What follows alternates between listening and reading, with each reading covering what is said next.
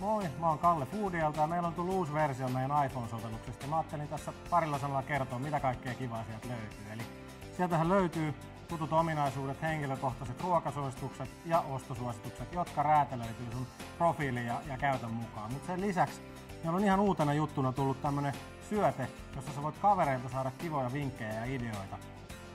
Tässä esimerkiksi Krisse on näköjään tykännyt tiramisu-mämmistä. Kuulostaa kyllä aika mielenkiintoiselta, mutta kai se on pakko kokeilla.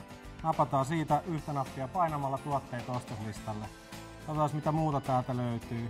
No, herkkumonsterin rahka. Sitä tuntuu meillä menevän paljon ja sekin on näköjään suosittua, niin otetaan sekin tuosta mukaan ostoslistalle.